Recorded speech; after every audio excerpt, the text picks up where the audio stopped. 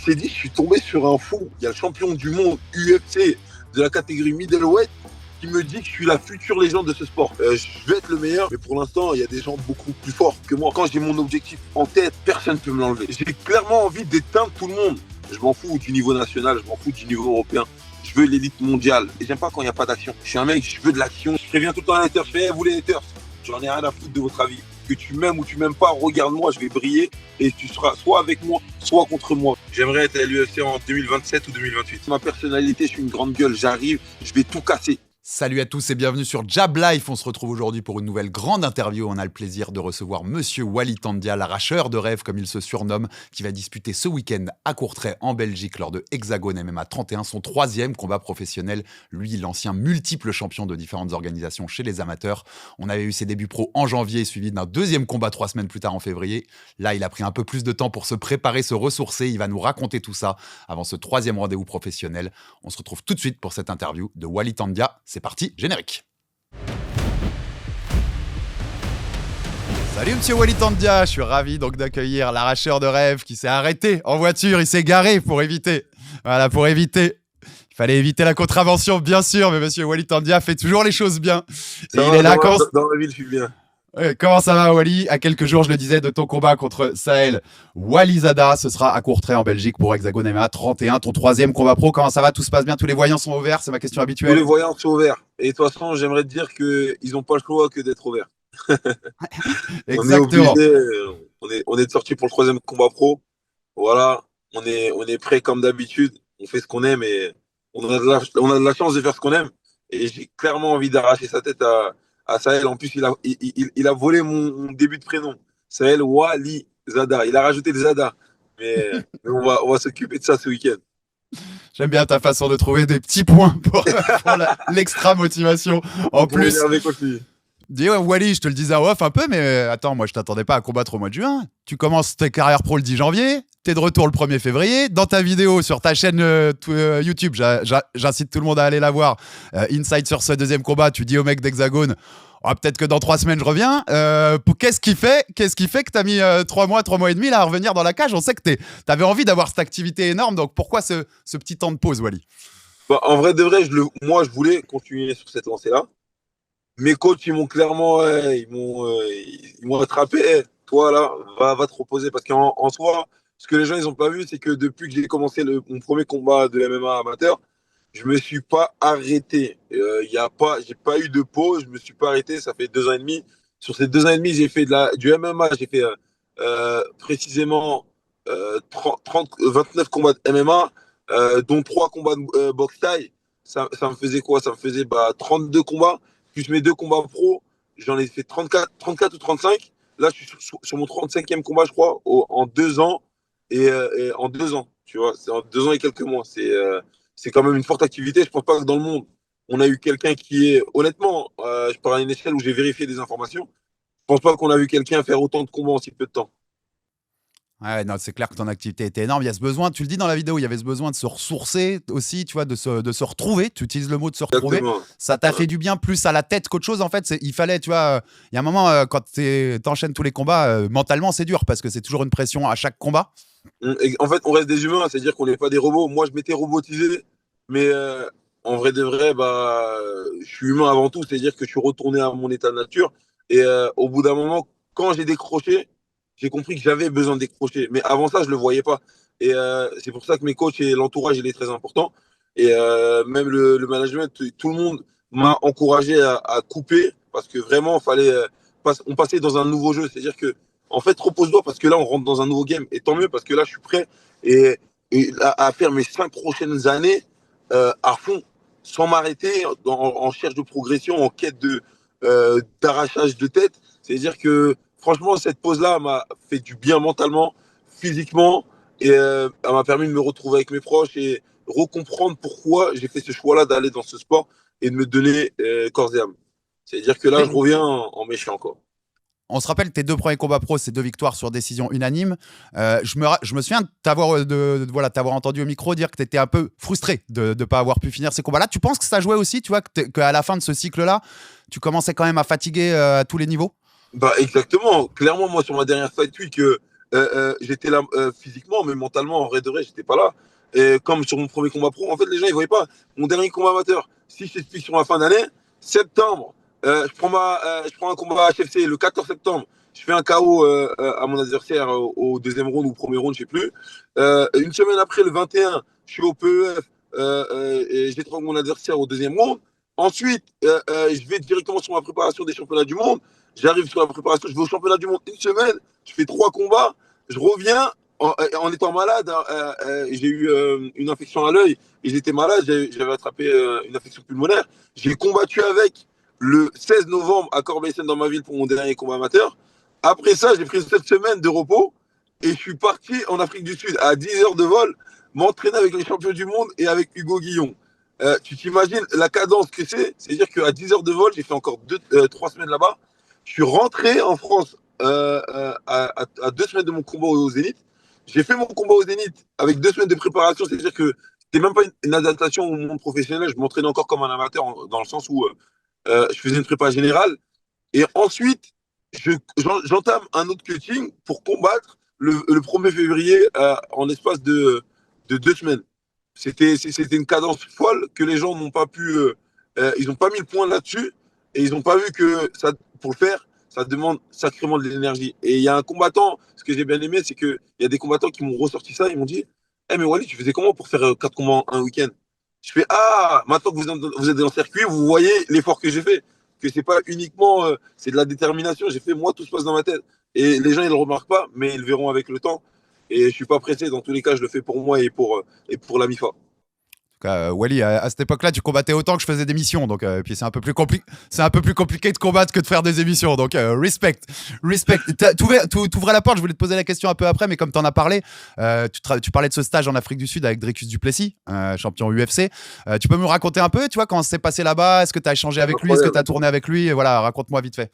Incroyable, j'étais là-bas, je suis parti rejoindre Hugo Guillon, un frérot, mon frère d'armes, qui a fait son dernier KO à l'ARES dernièrement.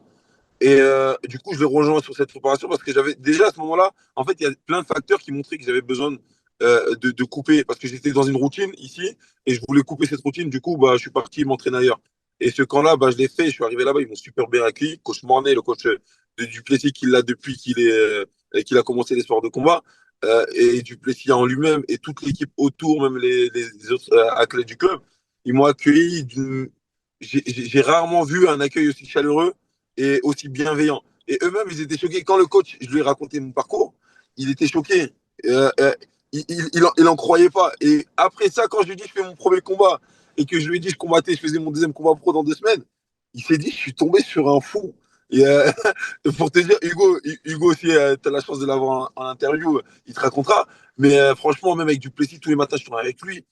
C'était de la dureté. Il est bœuf, il est fort physiquement. Mm. Et ça m'a un peu franchement, au départ, j'étais dans. Parce que je suis un compétiteur dans l'âme, c'est-à-dire que moi, si je gagne pas quelqu'un ou je domine pas mon adversaire, Mm. j'aime pas.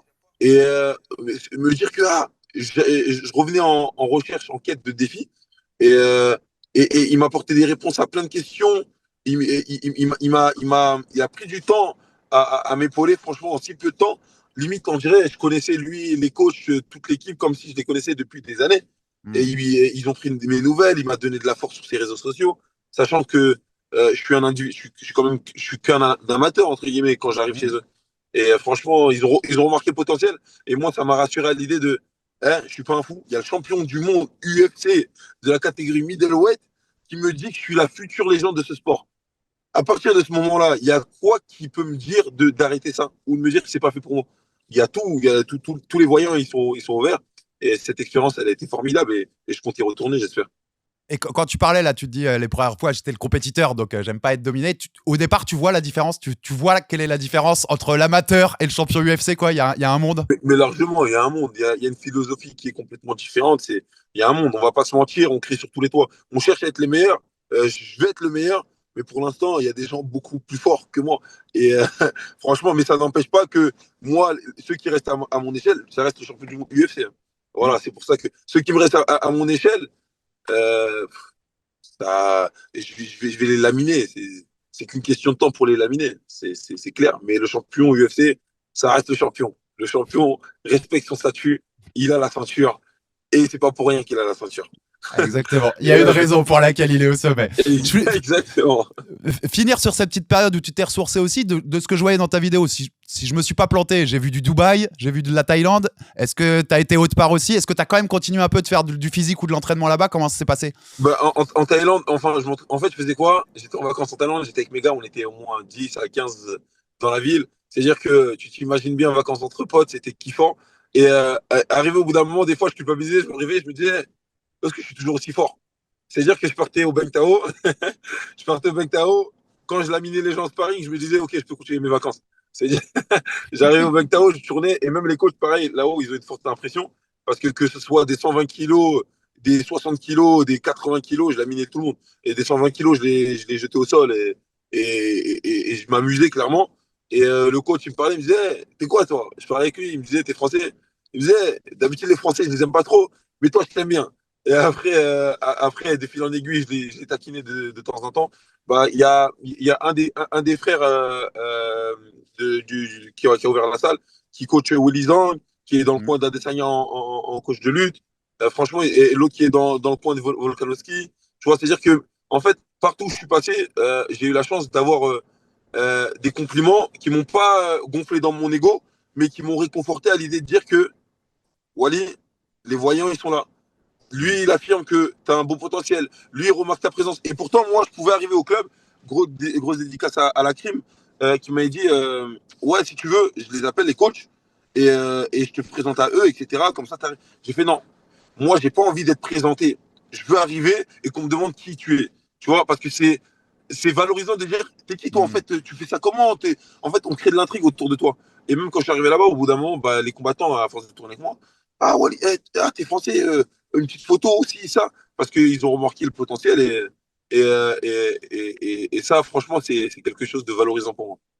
Ouais, non, c'est cool. Et tu parlais de la crime, pareil, je l'avais prévu plus tard, mais on sait qu'il y a eu un titre du rappeur La Crime appelé Wally Tandia. En fait, ma réponse, enfin, je voulais deux questions pour toi. C'est déjà, qu'est-ce que tu as pensé du titre, bien entendu. Incroyable. Et moi, j'ai une phrase dans tout le titre que j'ai retenue, parce que je trouve qu'elle représente Wally Tandia. Et je te la cite de points, tu me diras ce que t'en penses. Il y a personne qui va nous amadouer.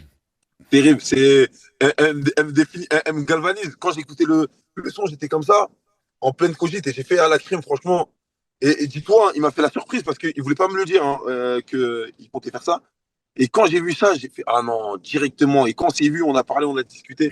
Et la philosophie dans laquelle il était. Et franchement, je suis content que La Crime, j'écoutais Corleone, c'était en 2014, je crois. J'écoutais, 2014, j'avais 12 ans. Tu vois, j'étais là, personne ne va nous mettre par terre. J'étais dans il m'a mis dans une matrice. Mon blog te mettra à genoux.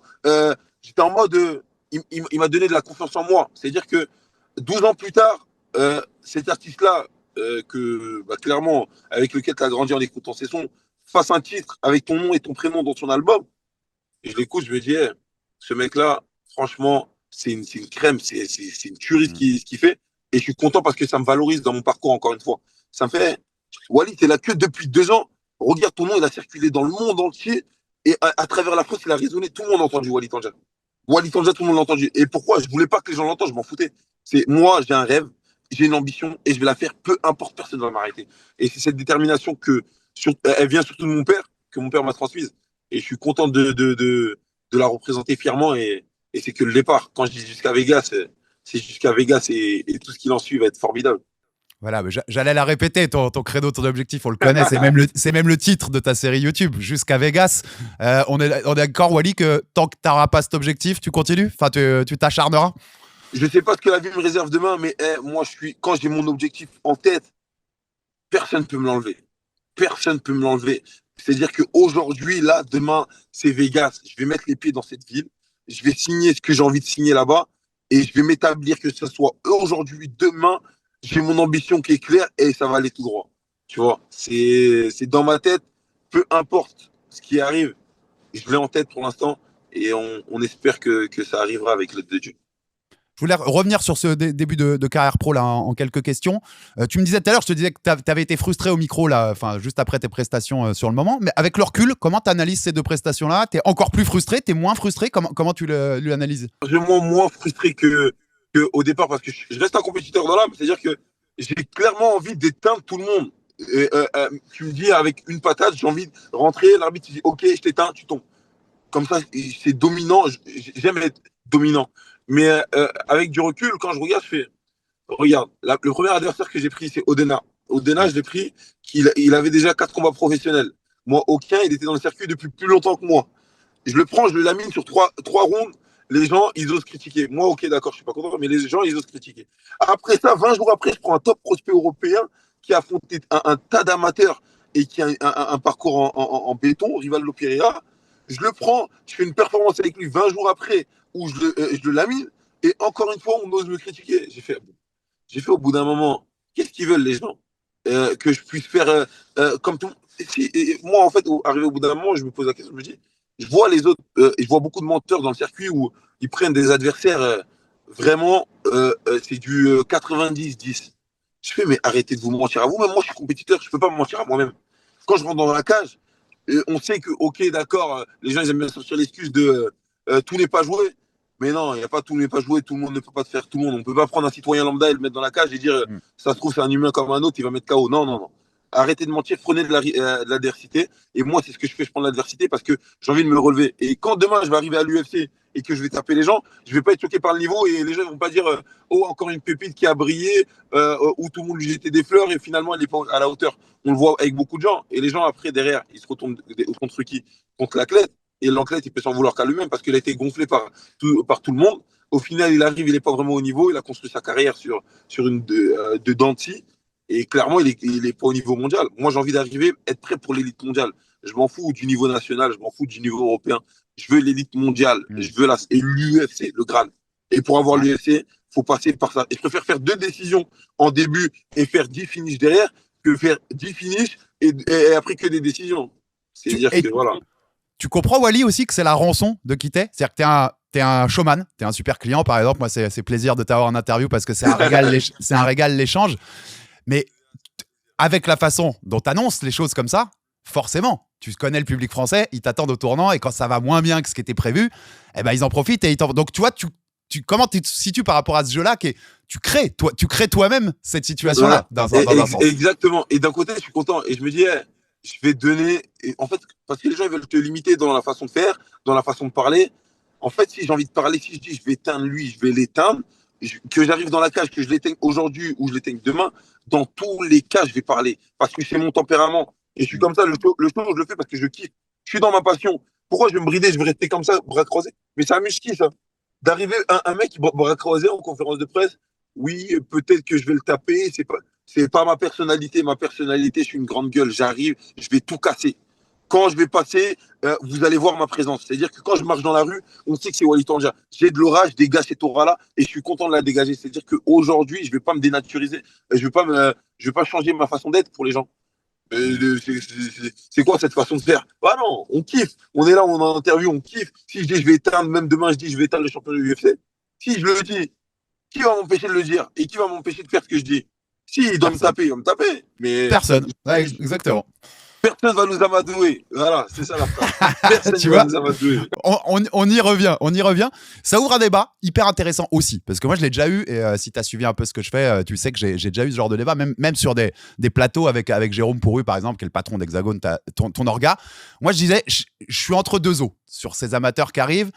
C'est-à-dire que je trouve ça quand même très bizarre. On est quasiment le seul pays au monde où des amateurs qui n'ont pas encore un combat pro, comme toi à l'époque, sont en pleine lumière. C'est-à-dire qu'ils sont plus connus que des pros qui font ça depuis des années. Donc ça me fait bizarre. Je suis pas sûr d'être hyper ok avec ça, mais à la fois je me dis, quand je vois ce que tu fais par exemple sur YouTube, quand je vois la façon dont tu arrives à vendre ton nom et ta carrière, c'est du prize fighting. Personne prend des coups pour le plaisir, c'est pour gagner sa vie. Et je pense que tu es en train de fabriquer quelque chose qui construit des bases hyper solides pour ta carrière. Donc tu vois, de ce côté-là, je le vois positif, l'autre côté, je le vois négatif. Comment tu te situes, toi, par rapport à ce débat? Tu penses qu'il y a trop de lumière sur les amateurs encore? Comment t'es par rapport à ça? Alexandre, honnêtement, bah, en vrai, à part, en fait, on était la première vague d'amateurs, c'est-à-dire qu'à part Mm. moi, Paul, Vidal, j'ai même pas vraiment beaucoup d'autres noms en tête. On n'est pas beaucoup à avoir brillé. Certes, on a mis beaucoup de lumière avec beaucoup de ceintures, etc. Mais à l'heure actuelle, dans le MMA, les amateurs, là, ils ont plus la même place que. Enfin, les cartes, ils se sont redistribuées. Et pour moi, c'est pas une mauvaise chose. À part si l'amateur il arrive et il se construit mal. C'est-à-dire qu'il favorise d'abord la lumière avant les performances. À partir de là, ça pose problème parce que notre cœur, c'est le combat. Et la performance, ça passe par l'entraînement d'arrache-pied. On fait un sport qui est très difficile.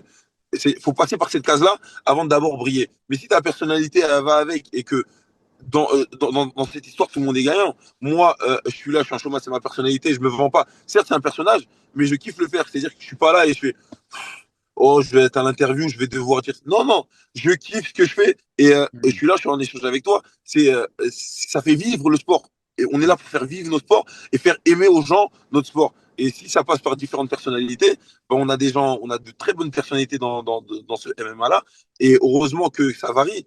Parce que si c'est monotone, bah, notre sport, il est voué à la perte. Pourquoi on a la chance d'avoir ce sport qui fait que de monter en croissance? C'est qu'on a plein de personnalités diverses et variées. Et, euh, et c'est ce qui fait cette beauté de ce sport-là.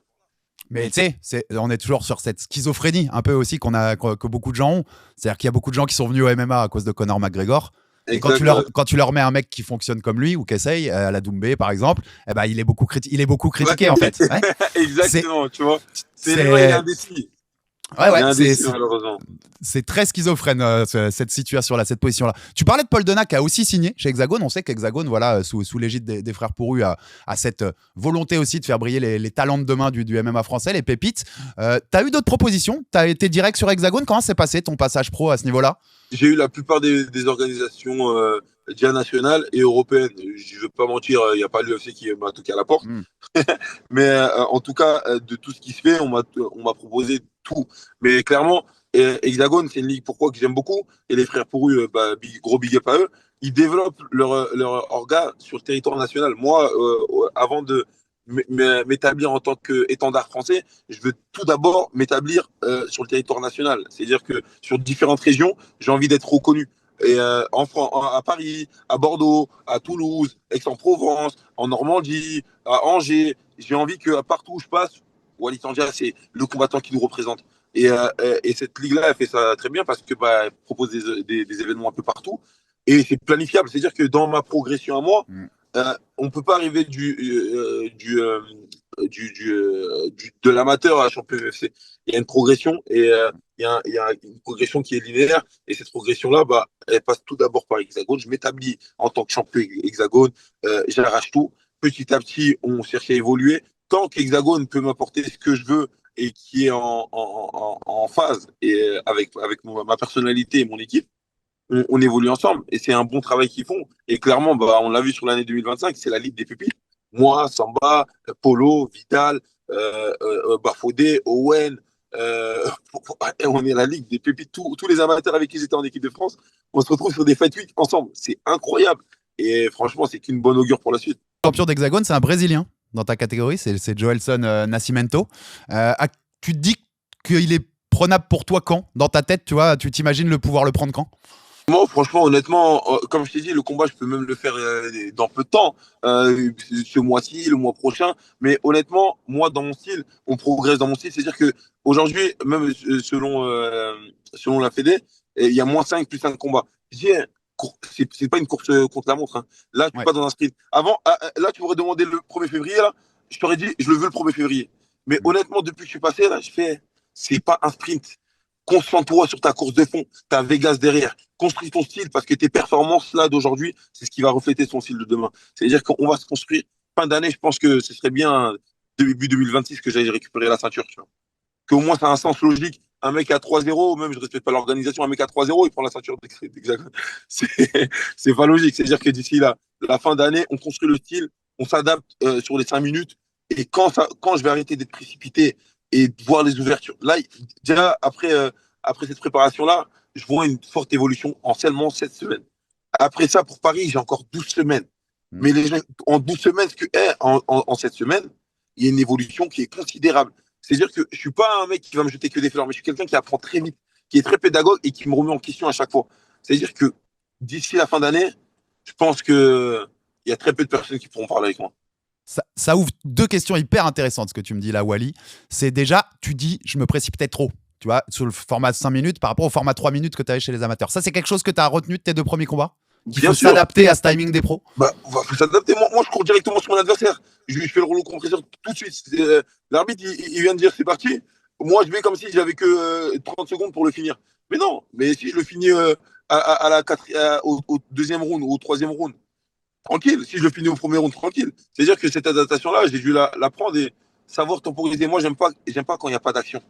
Je suis un mec, je veux de l'action, je suis quelqu'un, je sais pas, je suis comme ça. Et on apprend à le travailler. Et du coup, bah, quand ça va ressortir, ça va être encore plus. C'est le fight IQ, quoi, tu vois. Mais ce fight IQ-là, tu peux pas l'avoir sans expérience. L'expérience, elle s'acquiert au bout du temps. On peut pas arriver et dire, tiens, t'as fait un combat, tiens, t'as toute l'expérience. Bah non, un champion, il se construit bah, avec cette expérience-là. Et le fight IQ, il se développe. Et on rappelle, hein, pour ceux qui ne le sauraient pas, que tu es à l'US Métro avec Johnny Frachet et pas mal de très bons et grands combattants dans la salle. Donc pour progresser, c'est parfait. Et c'est le thème, ma deuxième ouverture là-dessus, c'est que tu disais 12 semaines. Donc après Courtrai, ce ne sera pas du Walid Tandia comme au début d'année, ce ne sera pas 3 semaines après, les gars. Il y aura 12 semaines avant Paris, qui sera en septembre pour Hexagone, donc à Paris. Il y a ce côté. En fait, moi, je le dis souvent pour vous, surtout à votre âge, c'est-à-dire que c'est bien d'enchaîner les combats parce que tu prends de l'expérience de cage. Par contre, pouvoir se poser plusieurs semaines et s'entraîner, surtout quand tu es à cet âge-là où tu progresses beaucoup. J'en avais parlé, c'est un nom que je te reposerai un tout petit peu plus tard dans l'interview, mais j'en avais parlé avec Baki.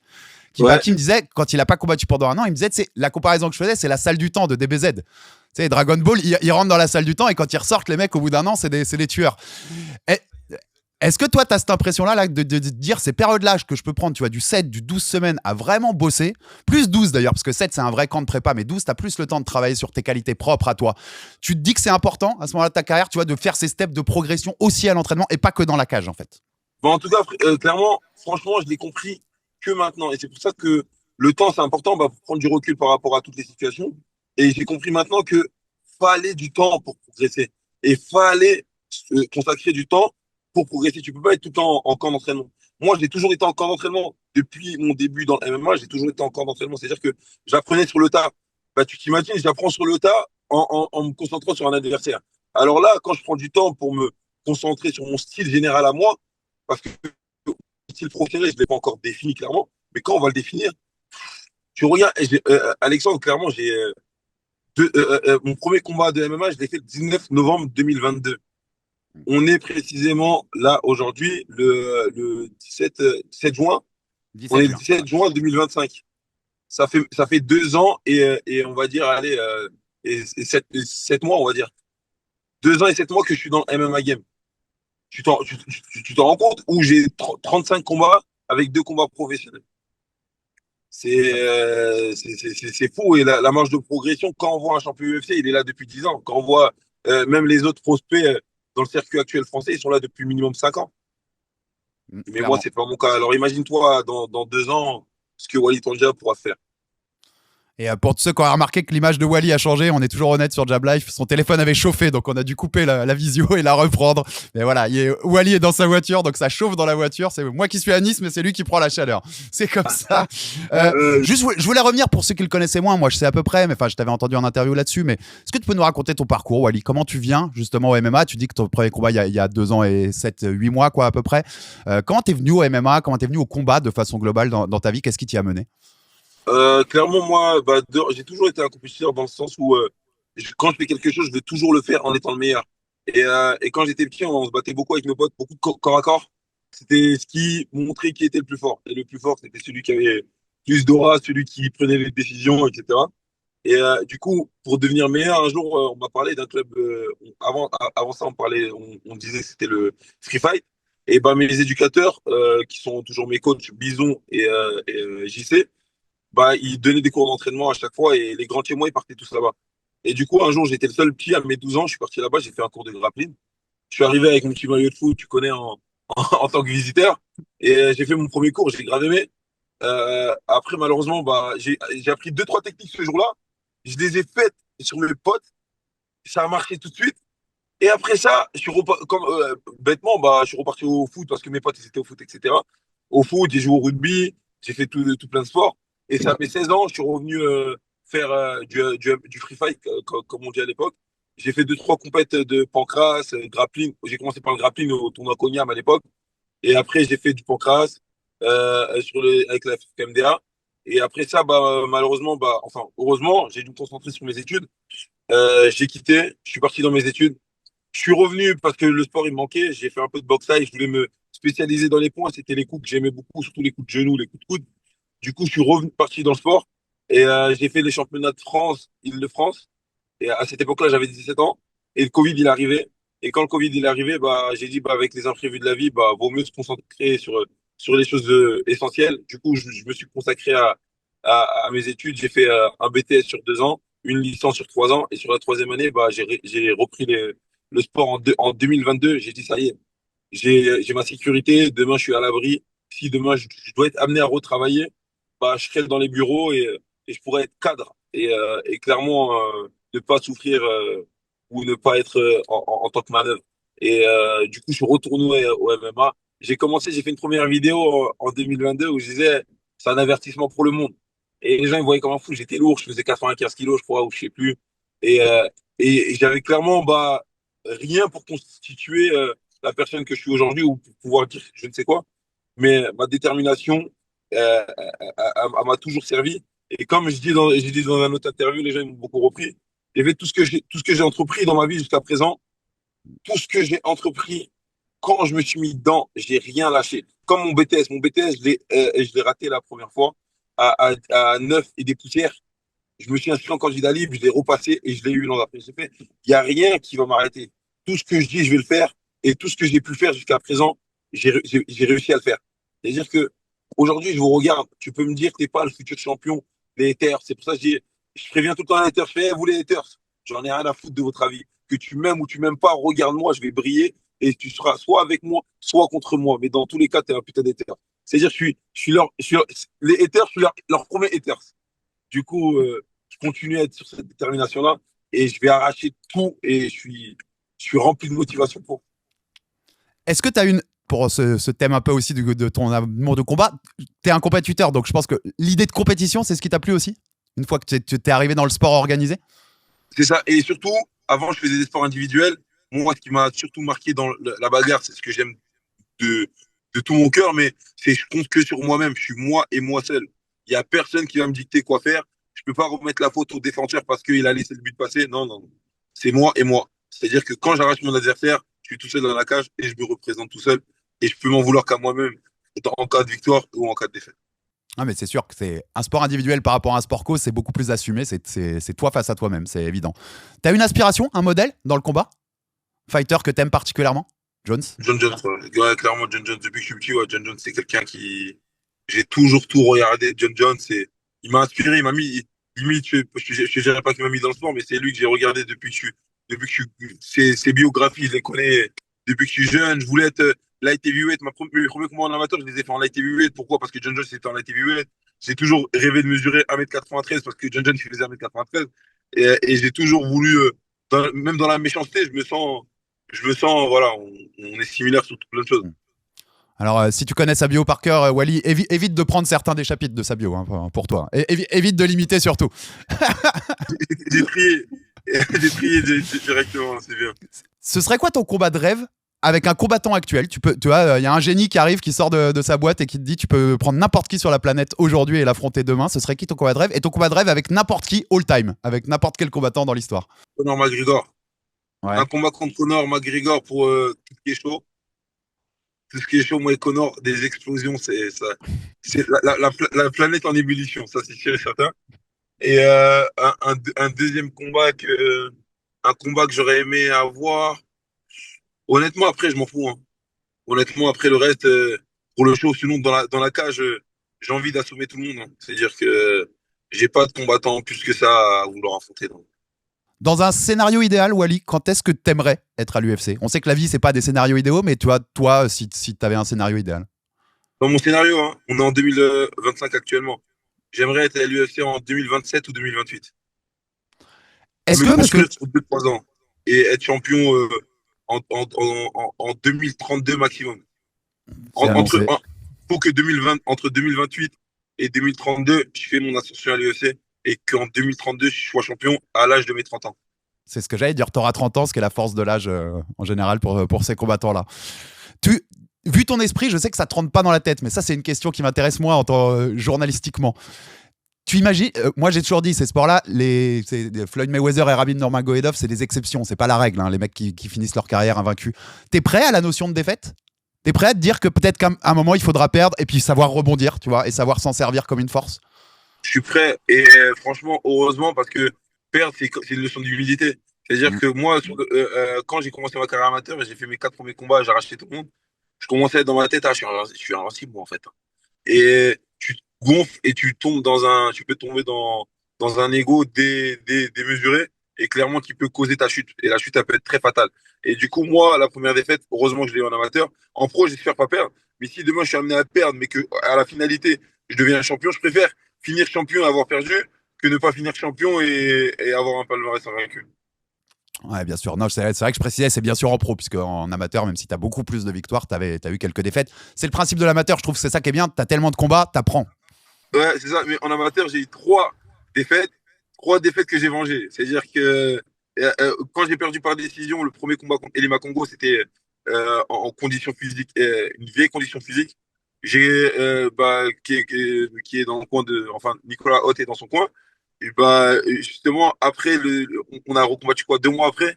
Je l'ai arraché au deuxième round, je l'ai étranglement au deuxième round. Et l'autre adversaire, bah, c'était un Suisse, Elton Darocha. J'ai perdu avec lui par décision également.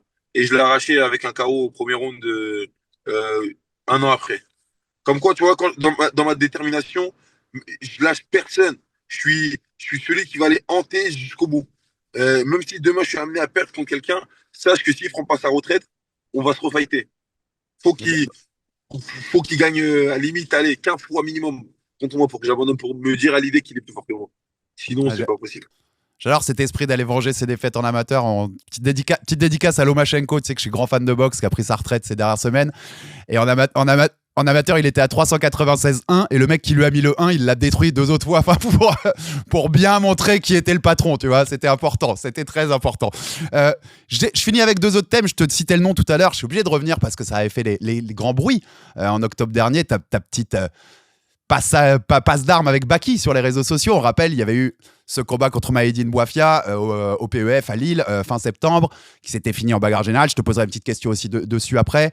Et Baki était dans le coin de Maïdine, ça s'est chauffé derrière sur les réseaux. Il t'avait proposé un sparring à 10 000 € si tu arrivais à le battre sur un round. C'était prévu pour octobre. Vous étiez d'accord, c'était prévu pour octobre. Je crois, tu m'arrêtes si j'ai une bêtise, mais que c'est la Fédé qui est un peu intervenue pour dire ça se fait pas comme ça. Ouais. Exactement. Ouais. Je vais t'avouer, je suis assez d'accord avec ça. C'est du sport et tu vois, je voyais l'esprit que vous faisiez, tu vois, mais c'est cool que ça reste carré. Ouais, mais après, ça restait un sparring, tu vois. Demain, ouais, c'est parce que les circonstances, elles étaient comme ça, mais sinon, en ce moment, un sparring, tu vois, ça peut se faire, tu vois. Ouais, complètement. Mais voilà, j'étais dans le viseur, j'ai préféré, tranquille, vas-y, tranquille. Mais dans tous les cas, tu vois, c'est quelque chose qui peut se faire avec le temps et c'est pas problématique. Mais comme je te dis, moi, pour la petite story, bah, on était arrivé au PEF. Moi, il y a du soutien. On a le meilleur COP français qui est derrière moi, qui me donne du soutien et j'encourage bien évidemment tous les auditeurs à rejoindre le COP. Et Dieu merci, bah, ça s'est pas fini en bagarre générale. Il y a eu des échauffourées, mais il n'y a pas eu de blessés, mis à part Paul qui a pris une chaise par accident, mais il n'y a pas eu de blessés. Bah, du coup, après cette situation-là, ils n'ont pas trop aimé. Bah, lui, il était du clan de Medellin, ils n'ont pas trop aimé. Et j'ai fait, moi, tu peux pas m'afficher devant 200 000 followers, enfin 200, 300 000, 1 million de followers sur les réseaux sociaux, ternir à mon image, sachant que non, c'est pas comme ça. Et du coup, bah, après, tu connais, hein, on est des combattants. En plus de ça, on est dans la même catégorie. Et comme on dit, pour régler quelque chose, la discussion c'est bien, mais la bagarre c'est mieux. Et du coup, on voulait régler ça par la bagarre. Et sachant qu'en plus, avec 10 000 € à la clé, franchement, j'y vais à cœur joie. Et bon, ça va plus se faire, mais comme j'ai dit, moi, c'est des combattants ils ont un très beau parcours, Baki. Et dans ma catégorie, franchement, moi, je compte arracher tout le monde. C'est-à-dire que le mettre sur mon tableau de Dream Chaser, ce serait carré. Là, parce que tu disais, vous êtes de la même catégorie, vous êtes pas si éloigné que ça en âge du tout. Du tout. Walitandia Baki, ça arrivera un jour si tu dois faire un petit prono. Peu importe où, hein, ça peut être à l'UFC d'ailleurs, ce serait cool, hein, les gars. Justement, tu vois, comme on est dans les mêmes tranches là, c'est-à-dire que si on arrive à notre pic demain, on sera forcément à l'UFC. Si on compte aller à l'UFC et qu'on puisse aller à l'UFC, on sera forcément dans les mêmes catégories à l'UFC. Et si ce combat il peut se faire, bon, on le fera. Mais si c'est un combat surtout qui nous apporte à moi comme à lui dans notre évolution. Et voilà. Après, moi, j'ai beaucoup cet esprit de on est des Français, on est tous en France, on porte le même drapeau, qu'on aille affronter tout le monde ensemble. Mais si demain il y a un enjeu, mon gars, s'il y a l'enjeu, je te laisserai pas ma place. C'est mort. On a les mêmes rêves, on a les mêmes ambitions. Et après ton premier combat pro, je me souviens que Baki fait un tweet aussi et il dit heureusement que le sparring n'a pas eu lieu. Mais après il dit aussi bravo pour cette victoire, c'est un premier combat pro et force pour la suite. Il y a cette rivalité qui est normale, c'est les combattants, tu m'as expliqué, enfin tu vois, tout ce que tu dis c'est logique, vous avez cet esprit de combat, mais il y a quand même du respect entre vous deux. Ouais, oui, bien sûr. Bah, on s'est croisés plusieurs fois. Ouais, Baki, franchement, bah oui, il y a du respect, c'est une très bonne personne. Même à son dernier combat à Arès, moi j'étais avec Hugo, on s'est croisés, etc. C'est salutations, on respecte toujours. Mais l'entertainment, il y a toujours cet entertainment. C'est-à-dire que les gens ils voient ça, oh, c'est les ennemis jurés. Même si demain on est ennemis jurés, on reste dans un sport où ce sport-là, c'est des valeurs martiales. C'est-à-dire qu'on on affronte tout d'abord le respect quand on rentre, on respecte le coach, on respecte les sparring partners parce qu'on sait, on est dans un sport qui est difficile. Moi, je sais autant que lui, qui sait pour moi, que c'est un sport qui est difficile. C'est-à-dire que dans tous les cas, il va y avoir cette rivalité, mais c'est pas pour autant que demain tu peux pas nous voir ensemble. On sait pas de quoi est fait le destin, mais si demain il y a ce combat qui doit se faire, bah le combat il se fera. On a les mêmes rêves, mêmes ambitions. Pourquoi on va se tirer dessus, se chamailler pour rien? C'est pas une guerre comme si on a touché notre ego. Il y a la famille qui rentre en jeu ou autre. Non, c'est pas une guerre, il n'y a pas d'argent en jeu. Si demain, sportivement parlant, businessment parlant, ça nous intéresse nous deux, let's go. Hmm. Et pour finir sur cet événement là de septembre avec Mayedine, t'as des regrets, toi, avec le recul, sur comment ça s'est fini? Parce que tu sais, c'était sur RMC, moi j'étais sur RMC à l'époque. Ça donne, on est honnête dans notre discussion, Wally, ça donne pas une super image pour le MMA qui longtemps, moi j'ai connu toutes les années où c'était pas légal parce que les mecs nous traitaient, les politiques traitaient ça de combat de chiens dans les cages et machin. Et donc je sais que ce sport-là, on lui accorde moins de chance qu'aux autres. C'est-à-dire que dès qu'il dérape, il y a des mecs qui vont nous cartonner parce qu'ils attendent que ça, de cartonner le MMA. Donc t'as des regrets un peu sur comment ça se finit? En vrai, je te dirais pas derrière parce qu'en vrai de vrai, celui qui cherche des excuses ou il cherche à justifier que le MMA c'est pas bien, tu peux lui trouver mille et une raisons ou lui paraître la plus belle image. La personne, quand elle est fondée, son esprit est fondé et qui veut voir ça en mal, c'est rare qu'une personne change. C'est-à-dire que demain, c'est comme au handball ou dans tous différents sports, il peut y arriver des mauvaises séquences, comme on a pu voir au foot, des coups de pied à la tête, etc. Mais c'est pas pour autant que ça dénature le sport et que c'est un sport mauvais. Non, on reste des humains. Il y a des phases bonnes, il y a des phases mauvaises, mais c'est le cycle de la vie. C'est comme dans nos vies à nous. On a des cycles où on est heureux, on a des cycles où on est malheureux, des cycles où on est content, on n'est pas content. C'est comme dans le sport. On doit l'accepter et les gens ils doivent accepter que c'est notre passion, c'est un sport qu'on aime. Et si à partir du moment où on a notre liberté de pratiquer ce qu'on a envie de faire, on va arrêter au bout d'un moment de pointer du doigt tout et n'importe quoi parce que ça vous plaît pas. Chacun mène sa vie comme il l'entend. Et malheureusement, il se passe des incidents qui peuvent se passer en étant bons ou mauvais. Mais il faut les voir comme ça, c'est le cycle de la vie, tout simplement.